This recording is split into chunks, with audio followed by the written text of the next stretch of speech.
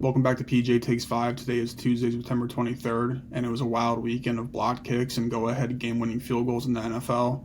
But we start today by talking about last night's game between the Detroit Lions and the Baltimore Ravens, where the Lions came into Baltimore and won 38-30.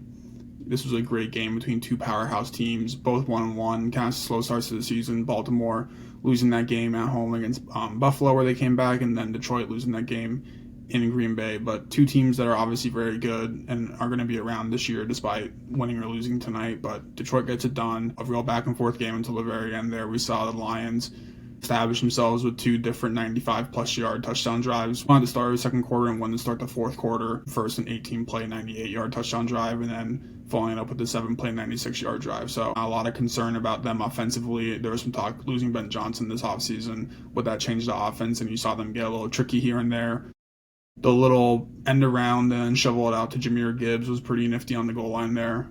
They still got a lot of creativity, and obviously a really talented and poised quarterback like Jared Goff helps with a lot of that stuff. And then you look at the stable of playmakers they have. Jahmyr Gibbs and David Montgomery both had big nights out the backfield. Amon-Ra St. Brown, Jameson Williams, Sam Laporta at tight end. Just a big group of a lot of playmakers to really work with. But perhaps even better than their offense was their defensive performance. Another group that was losing their coordinator in Aaron Glenn, so some question marks, but they came out and got 7 sacks on Lamar Jackson. Hard to get 7 sacks on any NFL quarterback, but especially a guy like Lamar who can create so much open space in the pocket, outside of it, behind the line of scrimmage. To chase him down and get him 7 different times is really a testament to how good that defensive line is. Obviously with Aiden Hutchinson leading the way, but even with Al-Qadim Muhammad on the other end there, who's not their normal starter, coming in and playing pretty disruptively. So really good team showing from them as a group. For the Ravens, a loss is a loss, but hard to categorize this as a bad loss. They played really well. Lamar, still one of the best players in the NFL and still one of the best teams in the NFL. 2 weeks between this game and the Bills game where they couldn't quite get it done at the end. Questions with the Derrick Henry fumble. He fumbled again tonight at the end of the game, similar to the one against Buffalo. That's a little concerning just because he's not the youngest dude ever. He hasn't really had fumble problems throughout his career, so it's kind of sad that it's popping up right now, especially in key moments. But like I said, Lamar, really strong game, 21 for 27, 288 yards and 3 touchdowns. Tacked on about 35 yards on the ground as well. Just one of the best passers in the NFL, and obviously has so much ability on the ground. But because of that rushing ability, he sometimes gets underrated a little bit as a passer, and today was one of those games where he reminded the league that, he is a really good passer from anywhere, but especially within the pocket. Deep balls out to Mark Andrews in the corner routes. A couple misses down the field to Zay Flowers, but overall just super consistent, super accurate with the ball, and a really good decision maker. So, like I said, a game that whoever would have lost, you would have, not been happy with it because a loss is a loss, but two teams that win or lose going into this game, you can still leave thinking that you're a really good team, and I'm sure the Ravens still believe that they have the talent to compete in the AFC. A 1 and 2 start is not how they drew it up, definitely. 2 tough games there. They ended up losing pretty close. I know they're at home for both those games, but you gotta hope that once you get into the later part of the season, when games matter a little more and you're in the playoffs and everything, that you can pull some of these games out. So still really high on the Ravens. They're my Super Bowl pick at the beginning of the year, and I'm really not too worried about that going forward. I still think they have so much talent to compete with anybody in the NFL like we saw tonight. Down to the rest of the weekend here, we got some winners and losers from college and NFL. Starting with the NFL team winner, I got the Bears winning 31-14 versus Dallas. Such an important win for these guys. First win under Ben Johnson. Caleb looked great. 4 touchdowns and 0 sacks. Both of those are career highs. Open up the playbook a little bit with the flea flicker, but also getting their wide receivers involved in the running game there. The defense really overcame some injuries. Obviously, CeeDee Lamb left that game pretty early, so he couldn't really leave an impact, but the Bears were without their top 2 corners in Jalen Johnson and Kyler Gordon, so it shouldn't be the biggest problem for the Cowboys to overcome, but the Bears pitched a second half shutout. Just a great way to rebound after 2 tough losses, the one close one to Minnesota, and then that really blowout game against Detroit a weekend ago. Bears my winner for getting in the win column for Ben Johnson and kind of showing some more life at home there. My NFL Offensive Player winner of the week, Colts running back Jonathan Taylor, led his team to a 41-20 win versus the Titans. 17 carries for 102 yards and 3 touchdowns, tacked on 16 receiving yards as well. Definitely back in that top tier running back conversation along the likes of Bijan, Saquon Barkley, Derrick Henry, the guys that you really have to game plan for. He's definitely in that conversation. I know he had some quote-unquote bad years the past couple seasons, but I think really he was just kind of hurt and wasn't getting a lot of that quarterback position. We see Daniel Jones has been phenomenal for those guys and is really having a career resurgence here. Taylor definitely leads that offense in a lot of ways and establishes them as a real downhill group. His performance was super impressive. Titans don't have a bad defensive front. You're running against Jeffrey Simmons in the middle there. It's not easy for anybody. Jonathan Taylor just kind of the bell cow back who can run down the middle of the defense there. So great win for him and his team, and he's my NFL winner of the week. My defensive winner of the week is Vikings cornerback Isaiah Rodgers. Led that team to a 48-10 win versus the Bengals in the backward quarterback bowl between Jake Browning and Carson Wentz. Rodgers had a pick, 2 forced fumbles, and 2 touchdowns, a pick 6 and a fumble recovery for a touchdown. Just helped completely shut down that Cincinnati offense. I think he receives a 99.9 PFF ranking, which isn't the end-all be-all. I usually don't look at those rankings too much, but it kind of just goes to show that pretty much played a near-perfect game, involved in 3 turnovers, 2 touchdowns, outscored the Bengals himself, also tacked on 3 solo tackles and a pass breakup outside that production. Just a crazy game from a cornerback when your offense is kind of up and down. They ended up playing well, but obviously without your starter in there, you need the entire defense to step up, and he was a big part of that. So he's the defensive winner, leading that team to victory. My NFL team loser of the week, I have the Giants losing 22-9 versus the Kansas City Chiefs on Sunday Night Football. Super tough spot for the Giants to be in, bringing in the Chiefs, who are 0-2 and looking desperately for a win. Playing in 2 close games against the Chargers and the Eagles, 2 pretty good teams, but still just a really terrible performance. Fans really struggled throughout the game, really had no rhythm. Cam Scatterbo looked pretty good here and there, but besides that, they couldn't really get Malik Neighbors involved.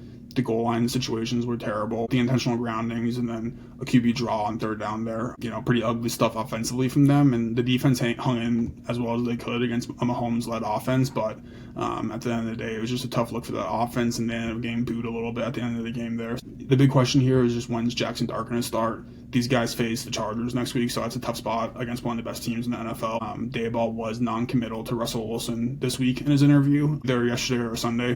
But either way, Dart's going to have to get in at some point because Russell Wilson seems to be kind of losing the locker room and certainly the fan base a little bit with his play outside of the game against the Cowboys. My NFL offensive loser of the week, I have Atlanta Falcons quarterback Michael Penix, quarterback the team that lost to the Carolina Panthers 30-0. He finished 50% completion for 172 yards and 2 picks, one of which was a pick 6, and the other of which he had just a super awful and embarrassing tackle attempt on the return. Seems to have taken a step back, especially after having a pretty good game against the Vikings on Sunday Night Football last week. It's really puzzling because he seems like a pretty good playmaker, not necessarily with his legs so much, but just finding guys to get the ball to, and that's obviously a really stacked and loaded offense with a bunch of really talented players to work with, but just couldn't really get that done today. And an interesting stat that I saw was that he has yet to win an NFL game where his defense allowed 7 or more points. So, not the best stat ever. Obviously, you want to be in a position where you can win games without having your defense pitch a complete shutout like they did against the Vikings, where they just allowed 6 points, but a little concerning for him. Just looking to take those steps up incrementally week to week. It doesn't mean every game is going to be better than the last, but this was definitely a big step back after showing 2 pretty good games to start the season. So he's my loser of the week. My NFL defensive loser of the week, I have the entire Saints defense. A little bit of a cop-out, but this group played so terribly in their 44-13 loss to Seattle. They allowed 38 points before halftime. 1 touchdown was on a short field where there was a punt block, and another of those touchdowns was a punt return touchdown, so not really on them, but still finished the game with 0 sacks, just 1 turnover forced, allowed nearly 6 yards per play. The defense is very concerning because the offense is a rebuilding group with Spencer Rattler in there and Tyler Shuck as the backup and some playmakers to work with who are on the younger side, but the defense has so many veteran pieces, Cam Jordan, Chase Young, Demario Davis, Justin Reed, that it's not really reassuring to know that you're supposed to be leaning on these guys and they're the ones struggling more than the offense. They do have some young pieces that they're trying to build around Brian Brzee at D tackle and the corner Kool-Aid McKinstry, but you look at a team that's not going to win a lot of games this year, and you'd like to be able to trade some of those defensive pieces, maybe to get some draft picks for the future, especially the veteran guys. Cam Jordan, maybe not, just because he's been the same for life, but Demario Davis and Reed potentially. But if you take those guys away from the defense, how bad does this group look down the stretch here? It'd be concerning to prove to your team that you're trying to win games, and no matter how bad you are interested in doing so and competing in these games. But it's a tough look for the rebuild there to have so many veterans in-house who are trying to be the leaders of that team and usher along some young guys really struggle as your entire defense struggles. So they're my entire defensive loser of the week. My college football winner of the week for the team, I have Indiana moving up from 19 to 11. They brought number 9 ranked Illinois in to Indiana and just beat the crap out of them. First win against a ranked team under Kirk Cincinnati dating back to last year where they got kind of beat up at the latter part of the season there against the ranked opponents. Pummeled Illinois 63-10 at home. Just felt like a powerhouse program, a powerhouse environment and atmosphere. They potentially cemented themselves as that fourth best Big Ten team behind the top three teams, Ohio State, Oregon, and Penn State. So really just a strong performance from those guys. You have a ranked opponent coming in and you just beat the crap out of them, like I said, and don't give a lot for Illinois to feel really happy about going into the week. So they're definitely the team winner of the week to really establish that culture there in year 2 with Cignetti. My college football offensive winner of the week, I have Jeremiah Love, running back from Notre Dame, finishing at 19 carries for 157 yards and 2 touchdowns in a big blowout win against Purdue, 56-30. Was a big part of this offense after a slow start to the season. Didn't do much against Miami, and then had a little bit better of a game against A&M. But he had so much offseason hype, understandably, after that really good college football playoff run where he dominated against Penn State mostly, but he kind of showed that dominant force and really took it to Purdue. So first win of the season for Notre Dame. They're up to the number 22 team after being ranked 24. And Love was just a huge part of that offense. So he's my offensive winner of the week. My college football defensive winner of the week, I have Jacob Rodriguez, Texas Tech linebacker. Helped the team to a 34-10 win at Utah.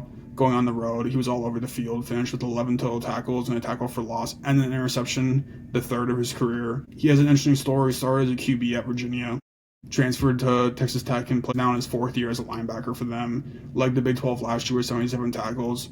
Just a cool story about going where you're wanted and being available to play different positions and do what the coaching staff needs you to do to contribute to a team. And he's a great example of that. So definitely a player to watch this year in that Big 12 conference.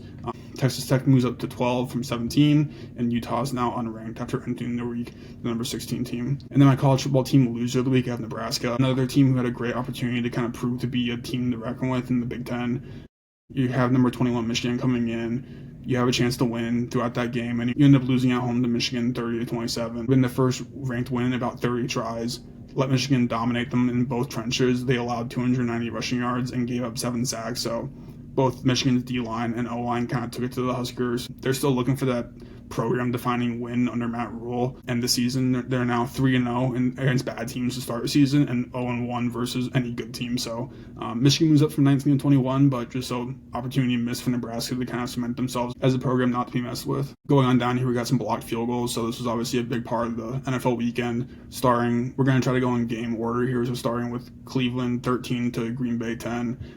Green Bay had the potential go-ahead 4th quarter field goal blocked, and then they were at midfield. Flacco nudged them into field goal position with the great execution of snapping the ball with 15 seconds or less and getting down in bounds, clocking the ball, setting up a game-winning field goal for Andrew Schmitz. And he hit it from 55 yards out to give them their first win of the season. The Cleveland defense really dominated this game throughout. Mason Graham, their first-round pick at D-tackle this year, just had half a sack on the game, but was super destructive the entire contest. And same with Myles Garrett from the edge, obviously a bona fide superstar in this league, and he finished with a half sack and helped the team finish with 5 total on the game. So the D-line was disruptive. They got the pick from Jordan Love in the 4th quarter there. A play that really cannot happen if Jordan Love is trying to be one of the better quarterbacks in the NFL. Grant Delpit picked him off and returned onto the 4-yard line to set up Quinshon Judkins with an easy touchdown.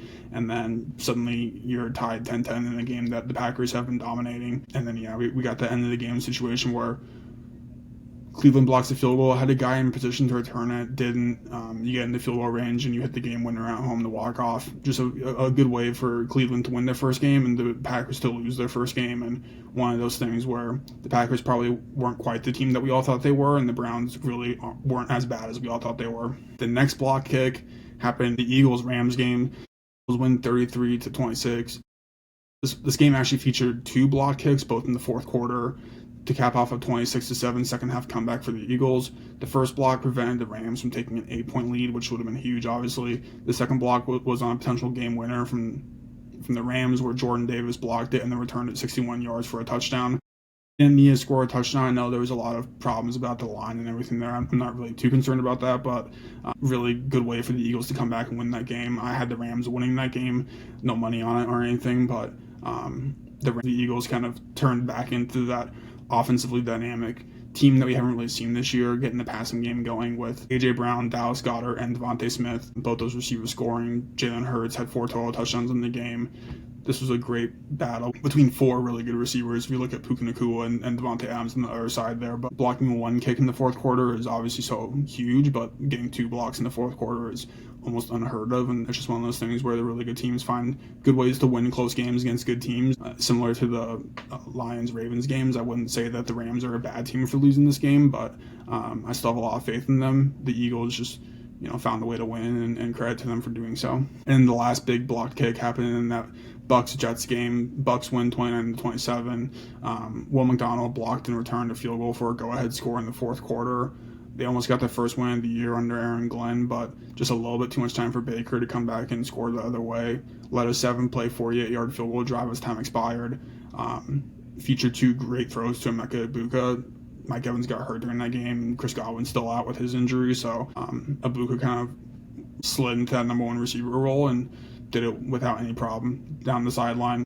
A great toe tap catch to stay in bounds and get in the field goal range, and then, like I said, they set it up for the game winner as time expired. Baker just proving again that he's one of the best quarterbacks in the NFL and a complete gamer. Few guys you'd rather have in a game-winning situation like that. Did it last week against the Texans as well.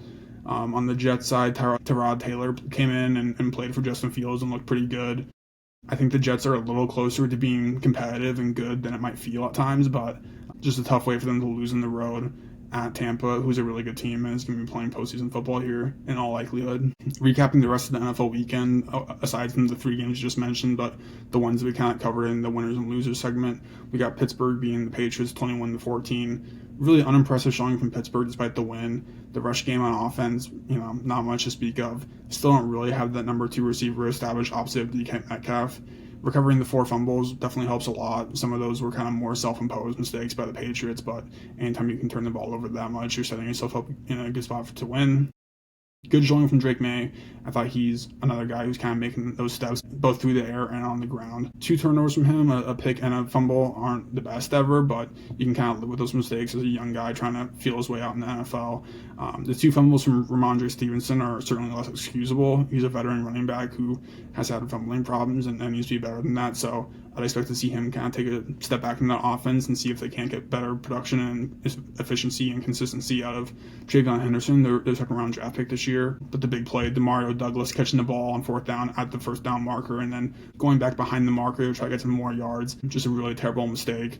Obviously, that isn't going to cost them a whole lot in terms of postseason aspirations or anything, but one of those plays that a young guy might make and is really unexcusable and will be a big teaching moment for the Patriots. But I'm sure a bunch of teams out across the NFL are going to watch that tape and tell their young guys not to do that. So disappointing way for them to lose, but I guess good for the Steelers to find a way to win, and despite not having the best performance offensively, get it done in hostile conditions on the road and go back to Pittsburgh 2-1 now. Next we got the Washington Commanders being the Las Vegas Raiders 41-24. Good team win from Washington without Jaden Daniels in there. They had Marcus Mariota step in, 250 total yards and 2 touchdowns. Definitely still some gas left in the tank. Offensively for the Commanders, 5 total sacks was really disruptive all day. Bad showing from the Raiders after really struggling last week on Monday Night Football against the Chargers.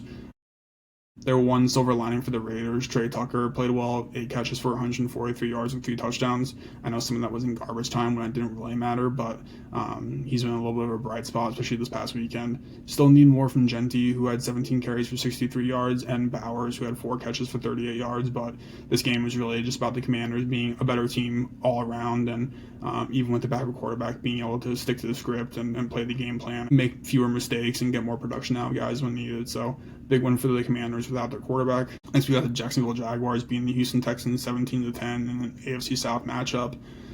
Jacksonville is pretty good on the ground. They got 2 total touchdowns from the running backs. Not a super impressive game from Trevor Lawrence necessarily. Finished with 50% completion percentage and a pick. 11 total players caught 20 total balls, so at least he's kind of seeing the field and spreading the ball around a little bit, but still not getting that big time production out of Brian Thomas Jr. and Travis Hunter and these guys who are highly heralded and for a good reason. Another game that this feels more about the team that lost. Houston still struggling pretty mildly to start the season, now at 0-3. CJ Stroud, 200 yards, a touchdown, 2 picks. Definitely struggling after having such a strong rookie year. Nico Collins had a really good game. He did fumble, but outside that was really productive, about 100 yards and a touchdown. Defense was, the Texans' defense is just so aggressive that it's inevitably going to burn them. And when you have a game like this one where you just miss a bunch of tackles on the second level with that linebacker core, it's going to be hard to keep the defense in front of you and limit the big plays, which is kind of the story for that unit on Sunday. Like I said, really disappointing start for a team that a lot of people had picked winning the AFC South, and suddenly they're 0-3, and the Colts are 3-0, and the Jags are 2-1. So they got to figure out some stuff quickly here, otherwise they're going to be competing with the Titans for one of the first couple picks in the NFL draft. Next game here, we got the Chargers beating the Broncos 23-20. Another divisional game here in the AFC. Chargers were down 20-13 in the fourth quarter. Herbert led a big comeback after losing Najee Harris to an Achilles injury earlier in the game. Herbert really just putting the league on notice here over the first few weeks, kind of putting together a sneaky early MVP candidacy. Obviously, it's too early to really make any big judgments about that, but he's been such a big part of that offense in all three wins that I think he's taking a lot of people by surprise. Good performance from Amari and Hampton, their first-round pick, 129 total yards and a touchdown, and the receiver, who was a first-round pick a couple years ago, Quentin Johnson, had a really good game too, 6 receptions for 89 yards. That offense especially is proving to be one of the more complete units in the NFL, even without Rashawn Slater, who was hurt for the year in the summer here. Top to bottom, I think Justin Herbert-led offense is just really hard to stop. That was kind of the story for the Broncos today, and for Denver, another brutal loss at the end of the game. They're on a field goal after last week's kind of confusing situation against the Colts, where they got 2 attempts at it with the foul. Denver's offense and the Bo Nix sophomore slump seems to be a little bit of a thing. The run game was pretty solid for them, but they really couldn't get anything going in the passing game outside of Courtland Sutton, who had about 118 yards and a touchdown on 6 catches. Bo Nix definitely struggling a little bit in his second year. But this might be more of a case of the Chargers as being a really good team. They're now 3-0 in the division as well. So they've built themselves a really good cushion to start the year here, as the Broncos and the Raiders and the Chiefs are all 1-2. So pretty good stuff from Harbaugh coming in and leading that team the way he likes to, and Herbert taking the next step as a true franchise quarterback. It's really cool to see those guys develop and take those next steps in the NFL. Next, we got the San Francisco 49ers beating the Arizona Cardinals 16-15. Just a super sloppy game. Came down to an Eddie Pinheiro game-winning field goal for the Niners.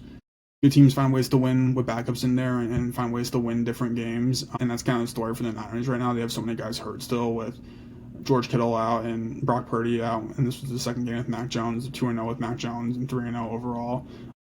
McCaffrey and Pearsall were both really productive in the passing game. McCaffrey not so much on the ground, but one of the big stories in this game was the injuries. Nick Bosa, ACL tear, out for the season. Really, really terrible situation, especially after that defense looked like they were returning to their kind of Super Bowl window level with Robert Salah coming back as DC. And then for the Cardinals, you had James Conner with an ankle injury also out for the season. We all know his story, beating cancer and going to the Steelers after being at Pitt, and then going to the Cardinals a couple years after. Just seems like one of the coolest dudes in the NFL, like I said, with a great story, and just a bummer that the Cardinals were trying to figure something out, and they're going to be without him for the season. So Shea Benson comes in as the new running back one. I think he'll be fine. Shea McBride, still a really good tight end. He scored. The big question for them, what's going on with Marvin Harrison Jr.? He had that one really bad drop that was kind of circulating on social medias, but just through whatever 20 games it's been, definitely a slower start to his career than I think many were hoping for him to be such a highly drafted pick at that receiver spot, and obviously the legacy that he carries with his name. So I have no doubt he'll get better, but definitely not what they were really anticipating through the early going with a receiver who was so heralded coming out of college in Ohio State there. So for the Cardinals, I think they're still a pretty good team. Kind of to my surprise, a little bit began the season here, but finding a way to get Harrison and Kyler Murray on the same page will definitely help everything, and especially getting a new running back in there will help that run game if you can be a legitimate threat downfield with that receiver. So, like I said, Niners win a sloppy game, but that's what good teams do, and the Niners are proving that they're a good team even without some of their starters in there. Then going down here to our college football recap, just a couple of the games that we didn't mention at the top there. Miami beating Florida 26-7, another dominant showing from Miami, proving to be one of the best teams in the country, and we saw that with them jumping up in the ranks from number 4 to number 2.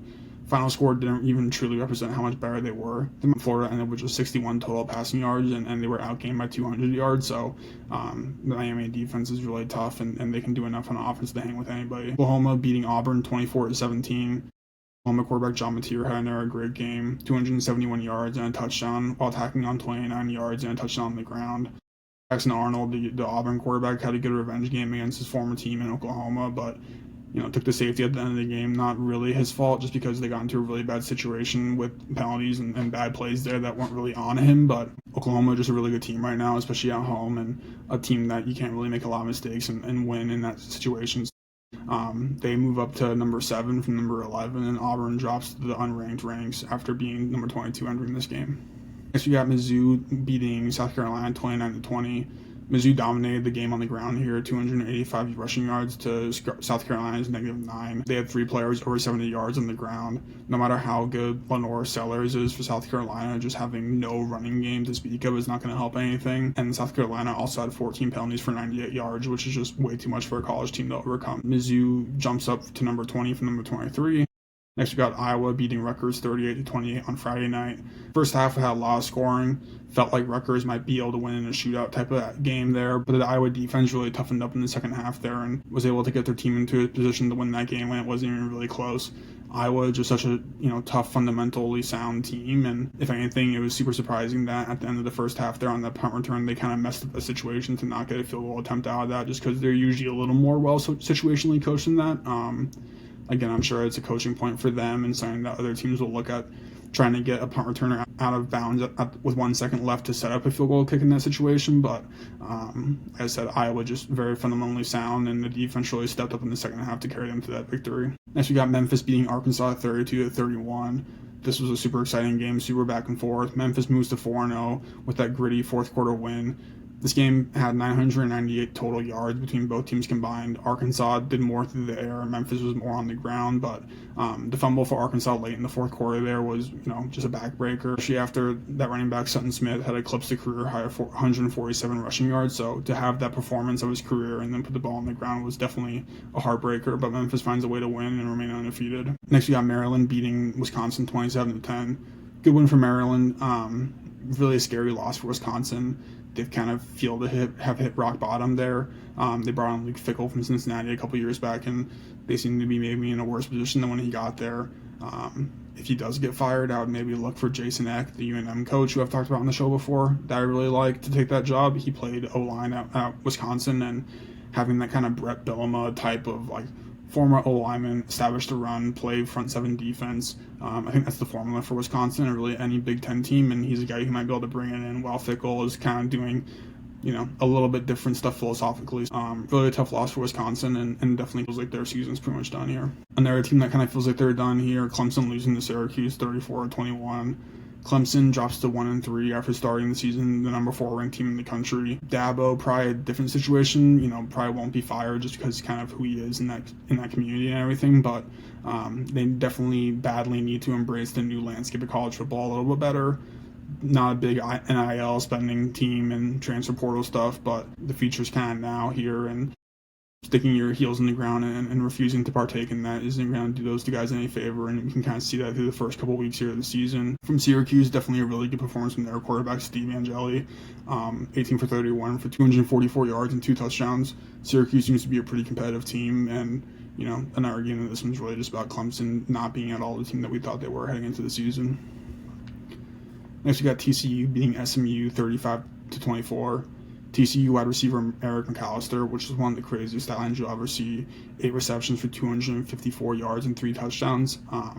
Just an insane statistical line. Him and Josh Hoover, the quarterback, who finished 22 for 40 for 379 yards and 5 touchdowns with a pick. Those guys are just an amazing 1-2 punch in college football. Obviously, SMU not the most defensively oriented team ever, but still to put up that stat line against any power forward conference team is just insane. SMU put up a good fight, but they were just kind of outmatched and out-talented there, with TCU having just better guys, basically. TCU goes up to number 24 after being unranked heading into the weekend. And then our last game here, we got Arizona State beating Baylor 27-24. Pretty much an even match statistically. You look at the yards, the time of possession, the penalties, all very similar. The big, game changer here was Baylor's 3 different turnovers. Just too much to overcome at the end there. It's hard to be evenly matched with a team and give them so many different chances to capitalize on your own mistakes. So definitely something that they need to clean up. And then from the Arizona State side, I think they played Texas State last week, but a really good way to rebound against a Power 4 team after losing to Mississippi State 2 weeks ago. A lot of questions, obviously, with them losing Cam Scatteraboo. how much did he play into a role last season? And obviously a lot, but this is still a team that has some structure of being a competitive team down the stretch here with Kenny Dillingham, who is a coach that I really like in this current college landscape.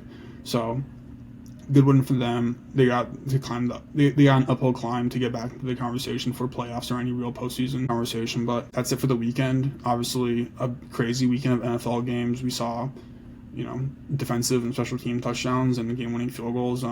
Definitely something that we're probably not going to see again here. But we'll be back Thursday to talk about the upcoming week and all the NFL and college games. And, we're getting closer to MLB playoffs here, so we'll talk about that too when that pops up. So thanks for listening, and I'll see you guys on Thursday. Bye.